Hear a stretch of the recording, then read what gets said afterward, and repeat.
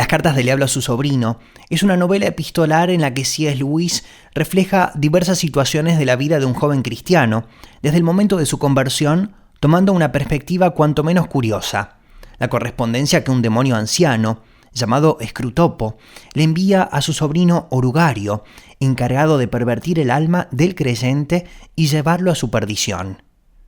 Las cartas de Scrutopo son consejos, directrices y advertencias de un demonio ya retirado que intenta instruir a un demonio joven sobre cómo llevar a cabo su misión. A través de su contenido, Lewis no solo conduce el argumento de la novela, que es en esencia la vida del joven cristiano, sino que también aborda temas fundamentales de la vida cristiana como la gracia, la salvación, la oración y la fe, y su importancia en el día a día del creyente. Lewis también hace una fuerte crítica a la falta de sabiduría y a los comportamientos a los que lleva la naturaleza humana, contrastando esa actitud como la santidad que produce el conocimiento de la verdad revelada en Cristo.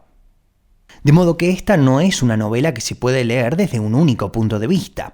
El lector que desea entretenimiento debe estar preparado para aprender, y el intelectual tiene que estar dispuesto a divertirse. Es el buen equilibrio entre estos dos aspectos el que hace de las cartas del diablo a su sobrino una obra que todos, y sobre todo los creyentes, deberían leer, analizar y disfrutar.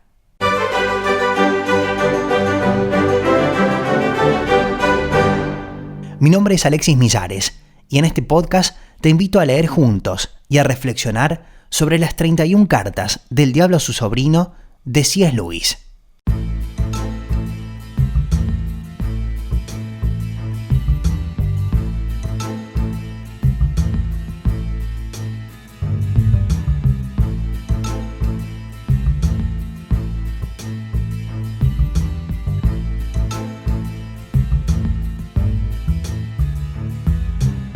Carta número 6. Mi querido Orugario. Me encanta saber que la edad y la profesión de tu cliente hacen posible, pero en algún modo seguro, que sea llamado al servicio militar. Nos conviene que esté en la máxima incertidumbre para que su mente se llene de visiones contradictorias del futuro, cada una de las cuales suscita esperanza o temor. No hay nada como el suspenso y la ansiedad para petar el alma de un humano contra el enemigo. Él quiere que los hombres se preocupen de lo que hacen. Nuestro trabajo consiste en tenerles pensando qué les pasará. Tu paciente habrá aceptado, por supuesto, la idea de que debe someterse con paciencia a la voluntad del enemigo.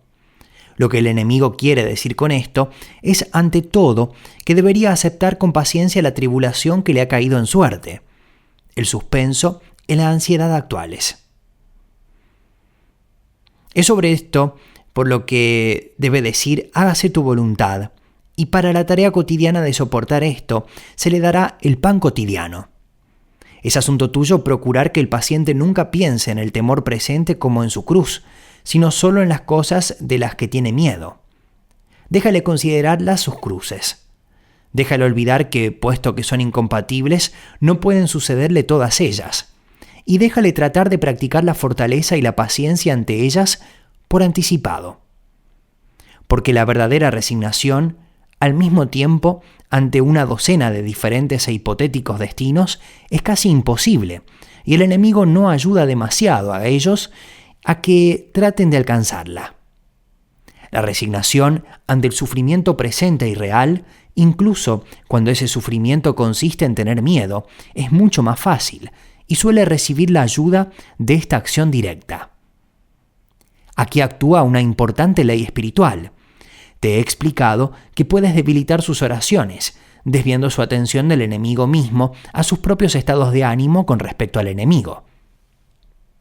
Por otra parte, resulta más fácil dominar el miedo cuando la mente del paciente es desviada de la cosa temida al temor mismo, considerando como un estado actual e indeseable esto en su propia mente, y cuando considera el miedo como una cruz que le ha sido asignada, pensará en él inevitablemente como en un estado de ánimo.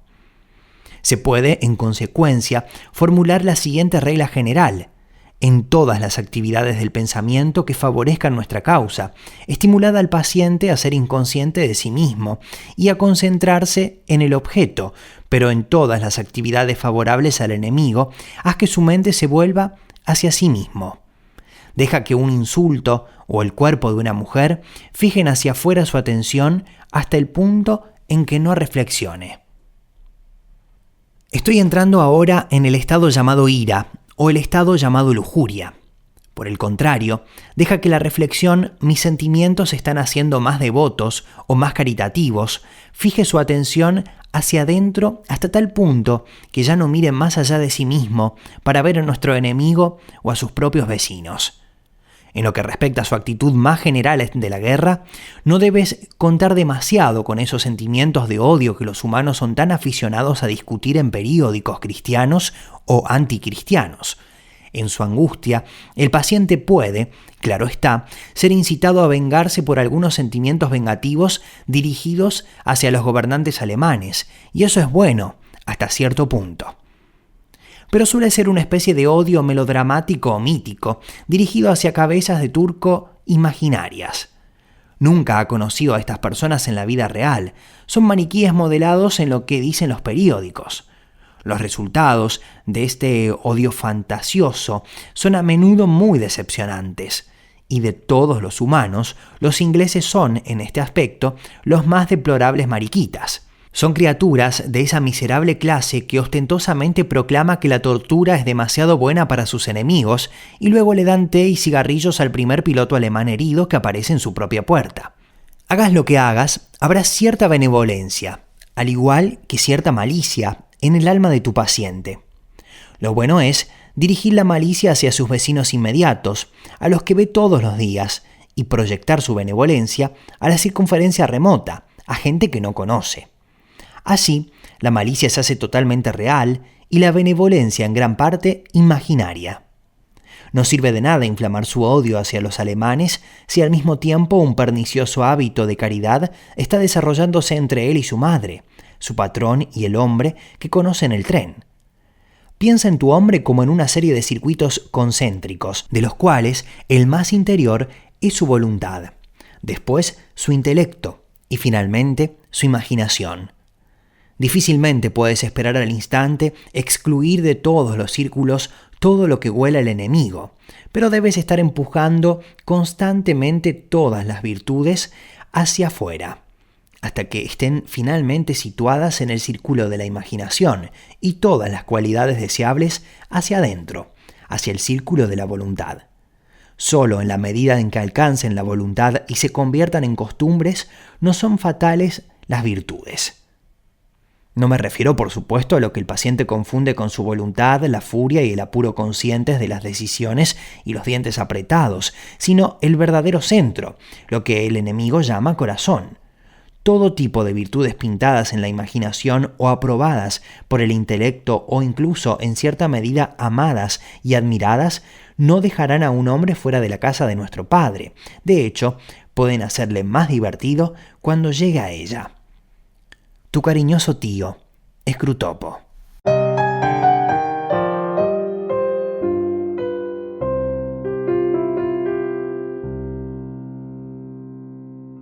Esta fue la carta número 6 del libro Las cartas del diablo a su sobrino de C.S. Lewis. Algunas de las notas sobre esta carta: incertidumbre sobre lo que va a pasar, que su mente se llene de incertidumbre y de imágenes contradictorias del futuro, que le despierte miedo. Él hace hincapié en esto de que Dios se encarga de nuestro comportamiento, de que nos ocupemos de pensar cómo es nuestro comportamiento, nuestra conducta actual, pero el enemigo se encarga de hacernos desviar nuestra atención hacia lo que va a venir, hacia lo que podría quizás ser, pero desconcentrándonos del presente. Suspenso, ansiedad, que la ansiedad bloquee la mente de un humano contra el enemigo. El enemigo quiere que los hombres se preocupen por lo que hacen. Nuestro negocio es mantenerlos pensando en lo que sucederá. El paciente debe someterse a la voluntad del enemigo, entregarse a esos pensamientos, que considere esos miedos como sus cruces. Tiene que lograr que el paciente acepte ese miedo como su cruz y que no lo focalice y no luche en contra de él en oración. doblegue su mente sobre sí mismo, que ya no mire más allá de sí.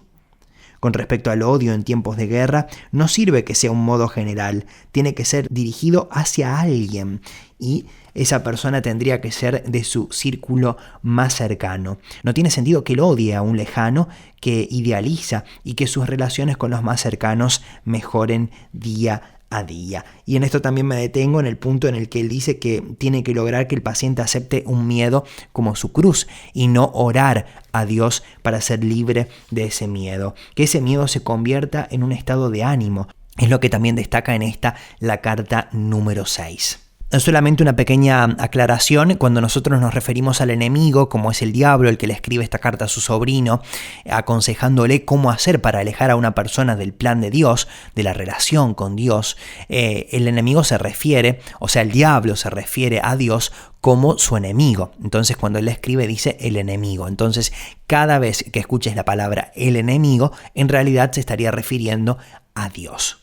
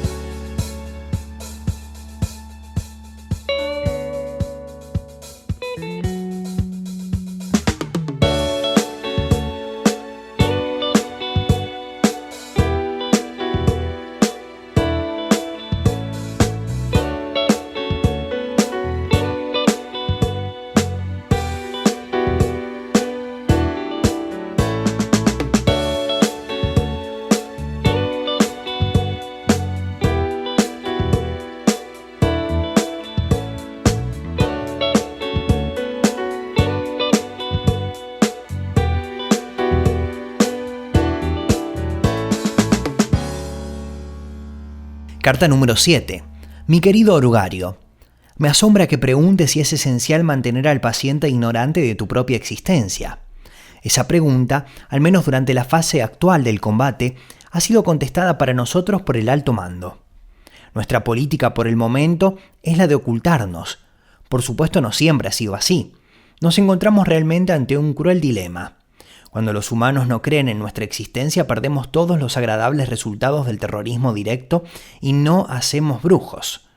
Por otra parte, cuando creen en nosotros, no podemos hacerles materialistas y escépticos, al menos no todavía. Tengo grandes esperanzas de que aprenderemos con el tiempo a emotivizar y mitologizar su ciencia hasta tal punto que lo que es en efecto una creencia en nosotros, aunque no con ese nombre, se infiltrará en ellos mientras la mente humana permanece cerrada a la creencia en el enemigo.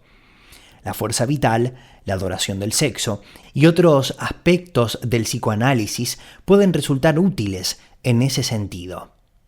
Si alguna vez llegamos a producir nuestra obra perfecta, el brujo materialista, el hombre que no usa sino meramente adora lo que vagamente llama fuerzas, al mismo tiempo que niega la existencia de espíritus, entonces el fin de la guerra estará a la vista.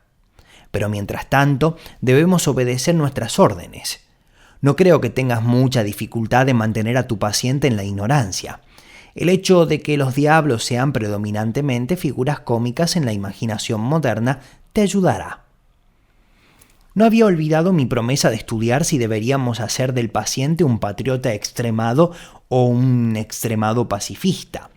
Todos los extremos, excepto la extrema devoción al enemigo, deben ser estimulados. No siempre, claro, pero sí en esta etapa. Algunas épocas son templadas y complacientes, entonces nuestra misión consiste en adormecerlas aún más. Otras épocas, como la actual, son desequilibradas e inclinadas a dividirse en facciones, y nuestra tarea es inflamarlas. Cualquier pequeña capillita unida por algún interés que otros hombres detestan o ignoran tiende a desarrollar en su interior una encendida admiración mutua y hacia el mundo exterior una gran cantidad de orgullo y de odio, que es mantenida sin vergüenza porque la causa es su patrocinadora y se piensa que es impersonal. Hasta cuando el pequeño grupo está originariamente al servicio de los planes del enemigo, esto es cierto. Queremos que la iglesia sea pequeña no solo para que menos hombres puedan conocer al enemigo, sino también para aquellos que lo hagan puedan adquirir la incómoda intensidad y la virtuosidad defensiva de una secta secreta o una especie de cueva. La iglesia misma está por supuesto muy defendida y nunca hemos logrado completamente darle todas las características de una facción. Pero algunas facciones subordinadas dentro de ella han dado a menudo excelentes resultados, desde los partidos de Pablo y de Apolo en Corinto, hasta los del partido alto y bajo dentro de la iglesia anglicana.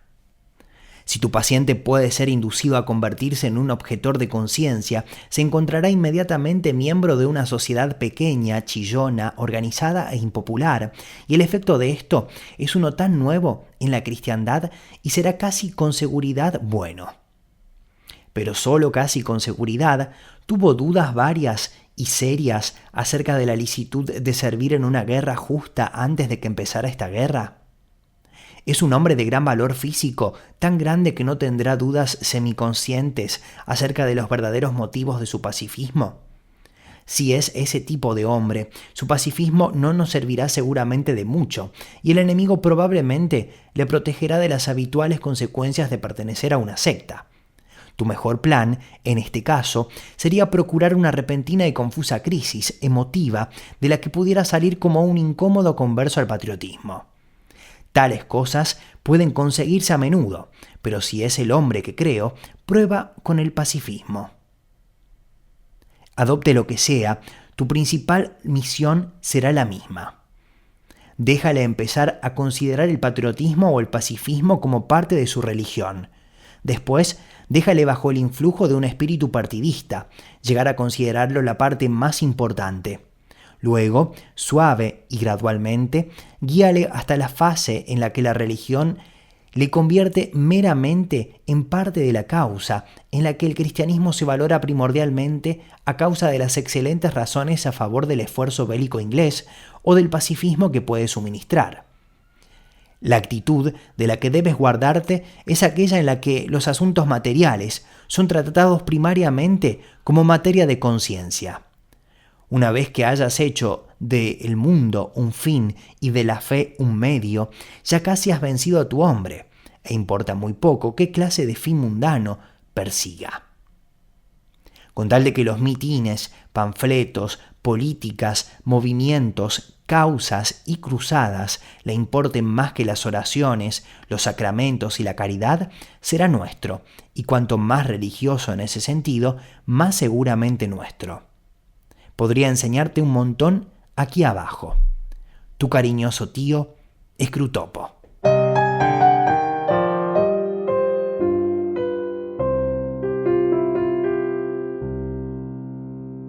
Esta fue la carta número 7 del diablo a su sobrino de este libro de C.S. Lewis que estamos compartiendo en estos episodios. El sobrino le consulta si el enemigo debe mantenerse oculto en esta lucha y el tío le responde que sí. Le comenta que no entiende bien aún si conviene que la gente crea en él o que no crea en él, ya que si no creen no pueden hacerle que le teman y si creen no pueden hacerlos materialistas o escépticos. Por el momento la idea es distraerlo con otras cosas como la fuerza vital, la adoración al sexo, etc. Tiene que mantener al paciente en la oscuridad, le aconseja. Hacerle creer que el diablo rojo con la pinza es algo ridículo y que no puede creer realmente en eso. En vez de llamarle espíritus, tiene que llamarle fuerzas. Hay que trabajar en la iglesia para que siga como algo pequeño, para que el hombre no conozca la verdad, que el paciente se convierta en un objeto de conciencia.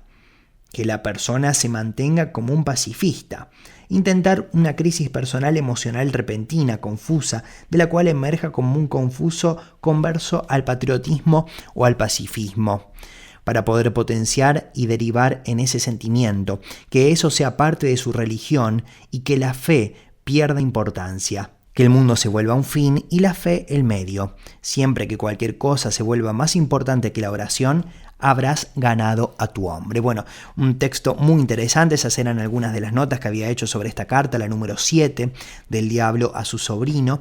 Y bueno, hay varios puntos para destacar, ¿no? Esto de creer demasiado en las tinieblas, que te vuelve una persona temerosa, que te vuelve una persona que termina por poner al diablo como algo más poderoso que a Dios. Y por otro lado, no creer directamente, que te vuelve una persona escéptica o materialista, como también refiere en este texto. No hay ni que creer demasiado, ni que no creer. Hay que creer en su justa medida y darle la justa importancia que merece todo esto del mundo espiritual y las fuerzas oscuras que operan también en él. También lo que hablaba acerca de hacerle creer de que todo esto es una cosa ridícula y demás, y las distracciones que nos presenta el enemigo para no prestar atención a lo que realmente está ocurriendo en nuestras vidas y en nuestro entorno. También él dice, bueno, que hay que trabajar en la iglesia para que no crezca, que el paciente se convierta en un objeto de conciencia, que se mantenga como una persona pacifista o como un gran patriota, pero que vaya a los extremos, que se genere una crisis emocional en su mente y que ésta lo altere de su momento de paz y de quietud, y que ese pacifismo o el patriotismo se vuelva su religión, que la fe realmente pierda su importancia, sino que sea utilizada solamente para que alcance sus propios medios. Bueno, son algunos de los temas importantes que estamos aprendiendo en la carta número 7 del diablo a su sobrino de C.S. Lewis.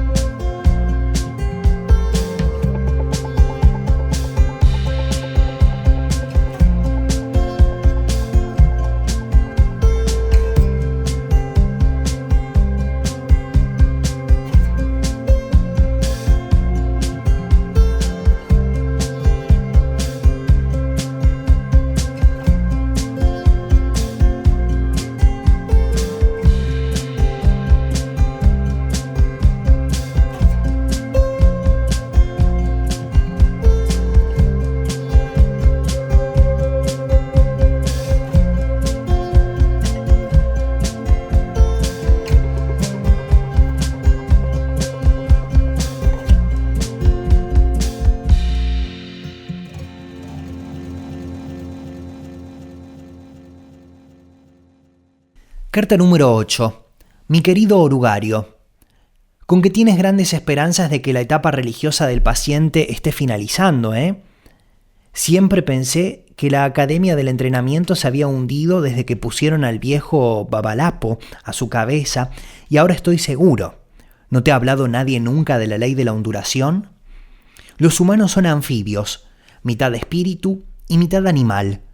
La decisión del enemigo de crear tan repugnante híbrido fue una de las cosas que hicieron que nuestro padre le retirase su apoyo.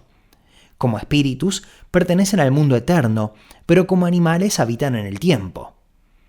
Esto significa que mientras su espíritu puede ser orientado hacia un objeto eterno, sus cuerpos, pasiones y fantasías están cambiando constantemente, porque vivir en el tiempo equivale a cambiar. Lo más que pueden acercarse a la constancia, por tanto, es la ondulación, el reiterado retorno a un nivel del que repetidamente vuelven a caer, una serie de cimas y cimas. Si hubieses observado a tu paciente cuidadosamente, habrías visto esta ondulación en todos los aspectos de su vida. Su interés por su trabajo, su afecto hacia sus amigos, sus apetencias físicas, todo sube y baja. Mientras viva en la tierra, períodos de riqueza y vitalidad emotiva y corporal alternarán con períodos de aletargamiento y pobreza. La sequía y monotonía que tu paciente está atravesando ahora no son, como gustosamente supones, obra tuya. Son meramente un fenómeno natural que no nos beneficiará a menos que hagas buen uso de él. Para decidir cuál es su mejor uso, debes preguntarte qué uso quiere hacer de él el enemigo, y entonces hacer lo contrario. Ahora bien, puede sorprenderte aprender que en sus esfuerzos por conseguir la posesión permanente de un alma, se apoya más aún en los bajos que en los altos. Algunos de sus favoritos especiales han atravesado bajos más largos y profundos que los demás. La razón es esta. Para nosotros, un humano es, ante todo, un alimento. Nuestra meta es absorber su voluntad en la nuestra, el aumento a su expensa de nuestra propia área de personalidad. Pero la obediencia que el enemigo exige de los hombres es otra cuestión. Hay que encararse con el hecho de que toda la palabrería acerca de su amor a los hombres y de que su servicio es la libertad perfecta no es, como uno creería con gusto, mera propaganda, sino una espantosa verdad. Él realmente quiere llenar el universo de un montón de odiosas pequeñas réplicas de sí mismo, criaturas cuya vida, a escala reducida, será cualitativamente como la suya propia, no porque él las haya absorbido, sino porque sus voluntades se pliegan libremente a la suya. Nosotros queremos ganado que pueda finalmente convertirse en alimento. Él quiere siervos que finalmente puedan convertirse en hijos. Nosotros queremos sorber. Él quiere dar. Nosotros estamos vacíos y querríamos estar llenos. Él está lleno y rebosa. Nuestro objetivo de guerra es un mundo en el que nuestro Padre de las profundidades haya absorbido en su interior a todos los demás seres.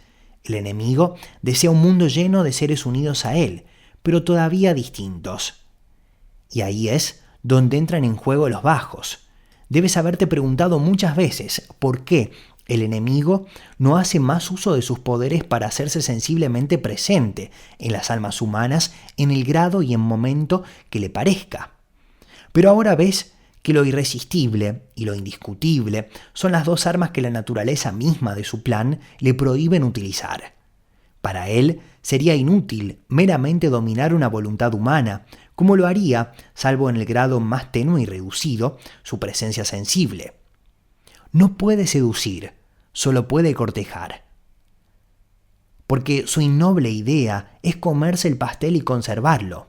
Las criaturas han de ser una con él, pero también ellas mismas. Meramente cancelarlas o asimilarlas no serviría. Está dispuesto a dominar un poco al principio. Las pondrá en marcha con comunicaciones de su presencia que, aunque tenues, les parecen grandes, con dulzura emotiva y con fáciles victorias sobre la tentación. Pero él nunca permite que este estado de cosas se prolongue. Antes o después, retira si no de hecho, si al menos de su experiencia consciente, todos esos apoyos e incentivos. Deja que la criatura se mantenga sobre sus propias piernas para cumplir solo a fuerza de voluntad deberes que han perdido todo sabor. Es en esos períodos de bajas, mucho más que en los períodos de altos, cuando se está convirtiendo en el tipo de criatura que él quiere que sea. De ahí que las oraciones ofrecidas en estado de sequía sean las que más le agradan. Nosotros podemos arrastrar a nuestros pacientes mediante continua tentación porque los destinamos tan solo a la mesa y cuanto más intervengamos en su voluntad, mejor. Él no puede tentar a la virtud como nosotros al vicio. Él quiere que aprendan a andar y debe, por tanto, retirar su mano y solo con que de verdad exista en ellos la voluntad de andar, se siente complacido hasta por sus tropezones.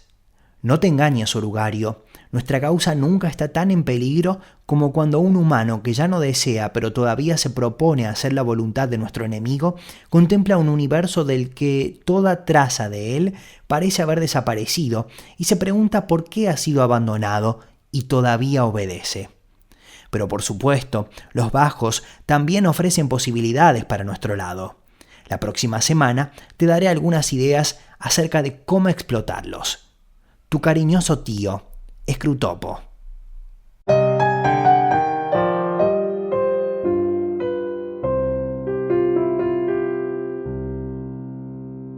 Bueno, esta es la carta número 8, esta fue la carta número 8 del diablo a su sobrino de C.S. Lewis, y algunas de las notas que marcaba con respecto a este mensaje es esto que él decía de que nadie te ha hablado acerca de la ley de la ondulación, una pregunta que le hacía, y él dice que los humanos somos como anfibios, mitad espíritu, mitad animal, y que la determinación del enemigo de producir algo tan parecido a él era algo que le repugna.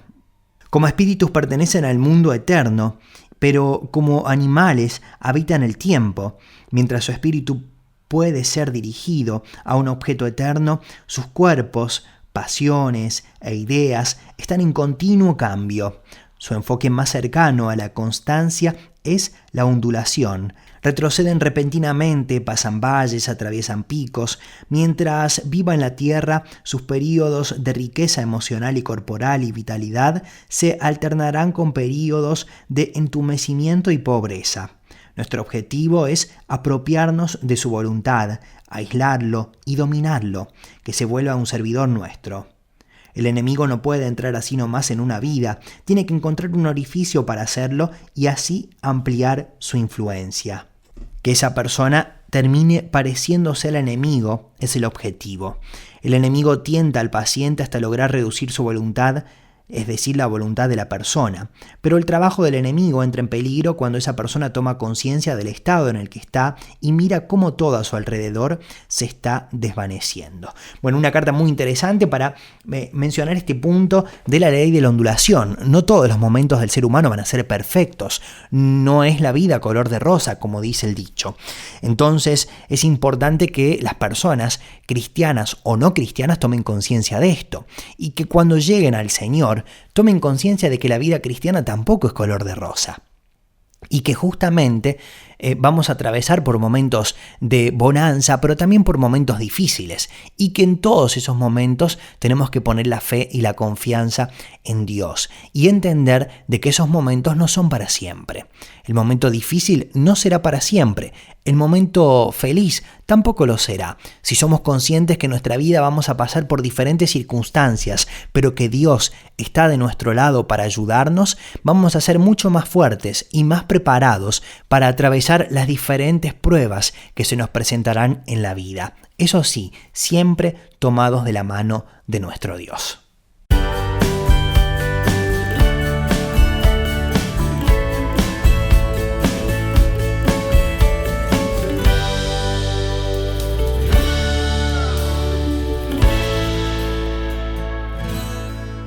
Carta número 9. Mi querido orugario, espero que mi última carta te haya convencido de que el seno de la monotonía o sequía que tu paciente está atravesando en la actualidad no te dará por sí mismo su alma, sino que necesita ser adecuadamente explotado. Ahora voy a considerar qué formas debería tomar esa explotación.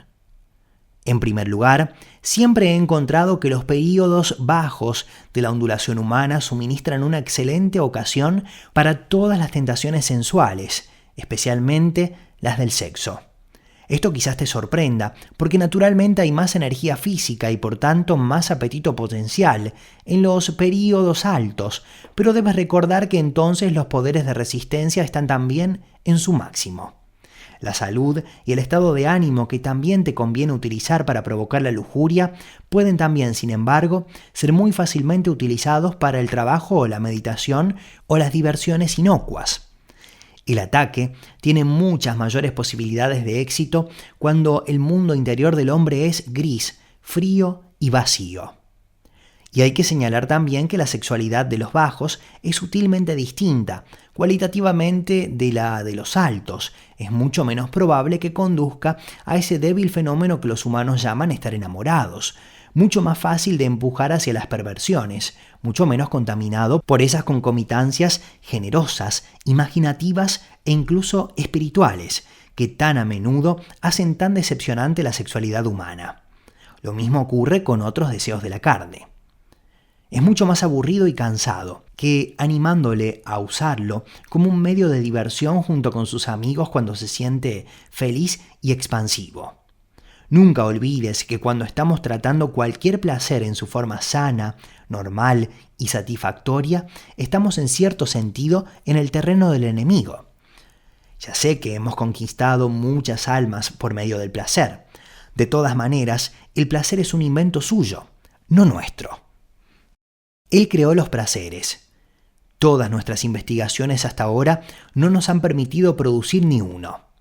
Todo lo que podemos hacer es incitar a los humanos a gozar los placeres que el enemigo ha inventado en momentos o en formas o en grados que él ha prohibido.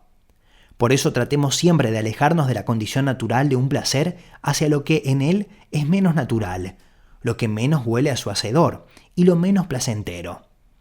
La fórmula es una ansia siempre creciente de un placer siempre decreciente. Es más seguro y es de mejor estilo. Conseguir el alma del hombre y no darle nada a cambio, eso es lo que realmente alegra el corazón de nuestro Padre. Y los bajos son el momento adecuado para empezar el proceso. Pero existe una forma mejor todavía de explorar los bajos. Me refiero a lograrlo por medio de los propios pensamientos del paciente acerca de ellos. Como siempre, el primer paso consiste en mantener el conocimiento fuera de su mente. No le deje sospechar la existencia de la ley de la ondulación, al suponer que los primeros ardores de su conversión podrían haber durado y deberían haber durado siempre, y que su aridez actual es una situación igualmente permanente. Una vez que hayas conseguido fijar bien en su mente este error, puedes proseguir por varios medios. Todo depende de que tu hombre sea el tipo depresivo, al que se le puede tentar a la desesperación, o del tipo inclinado a pensar lo que quiere, al que se le puede asegurar que todo va bien. El primer tipo se está haciendo raro entre los humanos. Sí, no tienes más que mantenerle alejado de cristianos con experiencia, una tarea fácil hoy en día. Dirigir su atención a los pasajes adecuados de las Escrituras y luego ponerle a trabajar en el desesperado plan de recobrar sus viejos sentimientos por pura fuerza de voluntad. Y la victoria es nuestra. Si es del tipo más esperanzado, tu trabajo es hacerle resignarle a la actual baja temperatura de su espíritu y que gradualmente se contente convenciéndose a sí mismo de que después de todo no es tan baja. En una semana o dos, le estarás haciendo dudar si los primeros días de su cristianismo no serían, tal vez, un poco excesivos. Háblale sobre la moderación en todas las cosas. Una vez que consigas hacerle pensar que la religión está muy bien, pero hasta cierto punto, podrás sentirte satisfecho acerca de su alma. Una religión moderada es tan buena para nosotros como la falta absoluta de religión y más divertida. Otra posibilidad es la del ataque directo contra su fe. Cuando le hayas hecho suponer que el bajo es permanente, no puedes persuadirle de que su fase religiosa va a acabarse como todas sus fases precedentes. Por supuesto, no hay forma imaginable de pasar mediante la razón de la proposición. Pero como ya te dije, es en la jerga y no en la razón en la que debes apoyarte. La mera palabra fase lo logrará probablemente. Supongo que la criatura ha pasado varias anteriormente. Todas lo han hecho, y que siempre se siente superior y condescendiente para aquellas de las que han salido, no porque las haya superado realmente, sino porque están en el pasado. Confío en que le tengas bien alimentado con nebulosas ideas de progreso y desarrollo y el punto de vista histórico, y en que le des a leer montones de biografías modernas. En ellas, la gente siempre está superando fases. ¿No? ¿Te das cuenta? Mantén su mente lejos de la simple antítesis entre lo verdadero y lo falso. Bonitas expresiones difusas como fue una fase. Ya he superado todo eso y no olvides la bendita palabra adolescente. Tu cariñoso tío, Scrutopo.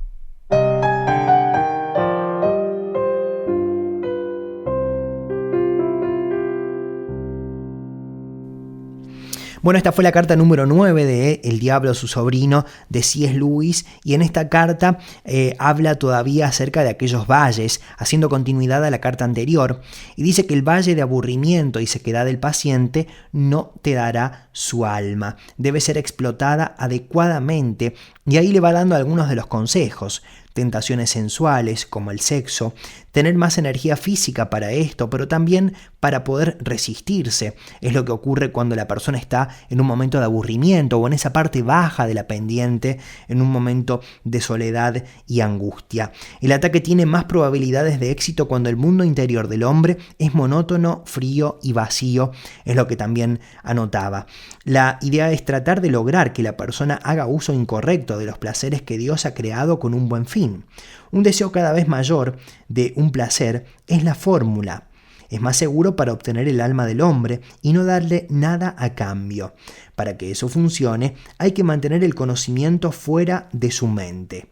No dejes que sospeche de la ley de la ondulación, que él piense que este período por el que pasa es algo permanente, que la alegría pasada no volverá. Tienes que alejarlo de cristianos experimentados y si controla su voluntad, el paciente le pertenece. Tienes que convencerlo de que no es algo raro lo que vive y que debe acostumbrarse a vivir de esa manera. En sus primeros días de cristiano, habla con él sobre la moderación en todas las cosas, que no se fanatice ni con la iglesia, ni con las prácticas, ni con las diferentes actividades. Otro ataque para controlarlo es hacia su fe directamente, cuando lo convenciste de que su depresión es permanente. ¿No lo convenciste de que su fase religiosa va a desaparecer como todas las anteriores? Que llega a pensar que está perdiendo interés en eso, que eso es falso. Mantenerlo alimentado con ideas confusas del progreso y el desarrollo, y el punto de vista histórico con muchas biografías modernas para leer, donde siempre emergerán esas frases.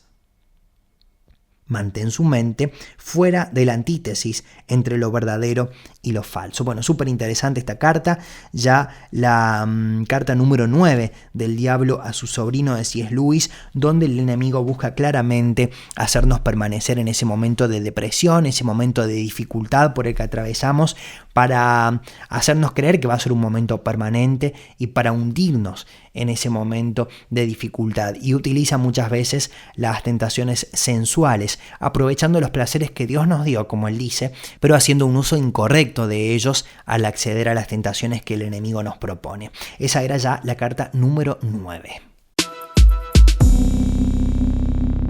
Carta 10. Mi querido orugario, me encantó saber por Tripabilis que tu paciente ha hecho varios nuevos conocidos muy deseables y que parece haber aprovechado este acontecimiento de forma verdaderamente prometedora. Supongo que el matrimonio de mediana edad que visitó su oficina es precisamente el tipo de gente que nos conviene que conozca: rica, de buen tono, superficialmente intelectual y brillantemente escéptica respecto a todo. Deduzco que incluso son vagamente pacifistas, no por motivos morales, sino consecuencia del arraigado hábito de minimizar cualquier cosa que preocupe a la gran masa de sus semejantes y de una gota de comunismo puramente literario y de moda. Esto es excelente, y pareces haber hecho un buen uso de toda esa vanidad social, sexual e intelectual. Cuéntame más. ¿Se comprometió a fondo? No me refiero a verbalmente. Hay un sutil juego de miradas, tonos y sonrisa mediante el cual un mortal puede dar a entender que es del mismo partido que aquellos con quienes está hablando. Esa es la clase de traición que deberías estimular de un modo especial, porque el hombre no se da cuenta de ella totalmente y para cuando lo haga ya habrás hecho difícil la retirada. Sin duda muy pronto se dará cuenta de que su propia fe está en directa oposición a los supuestos en que se basa toda la conversación de sus nuevos amigos. No creo que eso importe mucho, siempre que puedas persuadirle de que posponga cualquier reconocimiento abierto de hecho y esto con la ayuda de la vergüenza, el orgullo, la modestia y la vanidad será fácil de conseguir. Mientras dure el aplazamiento, estará en una posición falsa. Estará callado cuando debería hablar y se reirá cuando debería callarse. Asumirá primero solo por sus modales, pero luego por sus palabras todo tipo de actitudes cínicas y escépticas que no son realmente suyas, pero si le manejas bien, pueden hacerse suyas.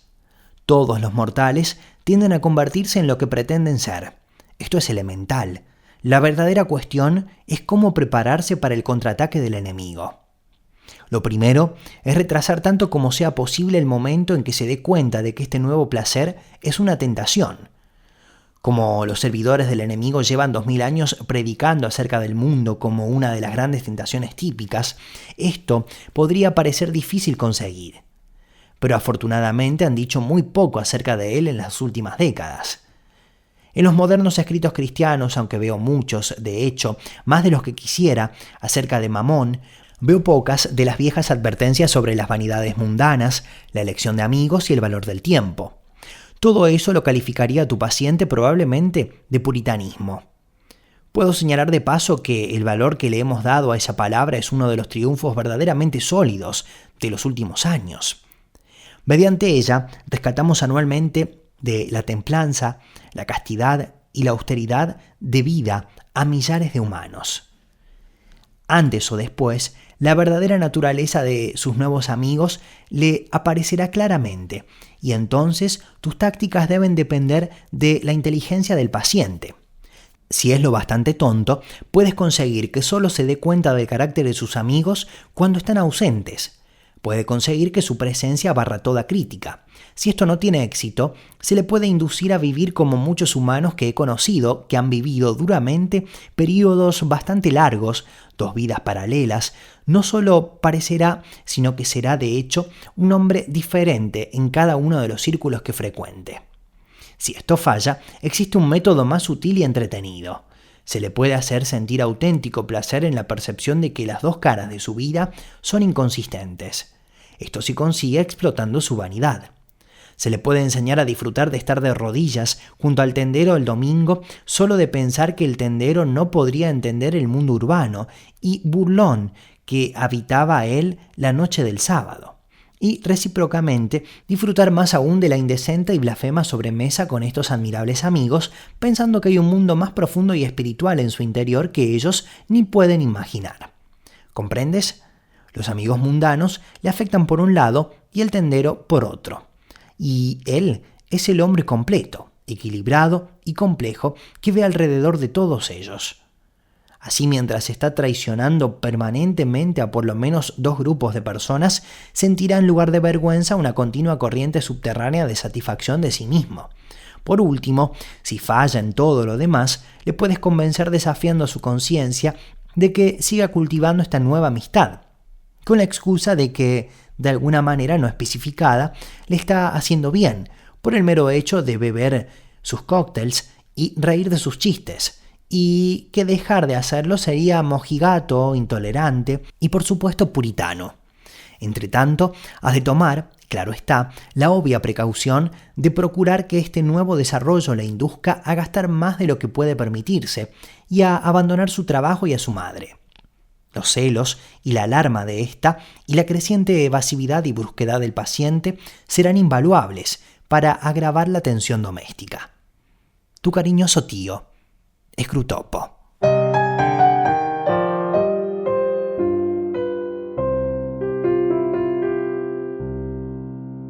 En esta carta el diablo está contento de que el paciente encontró nuevas personas totalmente diferentes a él, no cristianas, vanidosas, y la estrategia que él utiliza para alejar a este hombre del plan de Dios, o a esta mujer, es de que él debe darse cuenta, o ella, de que sus conversaciones están en contra de su propia fe, y que se sienta en vergüenza con respecto a esto, pero que al mismo tiempo también cierto orgullo, modestia o vanidad al momento de tener esta relación con sus nuevos amigos.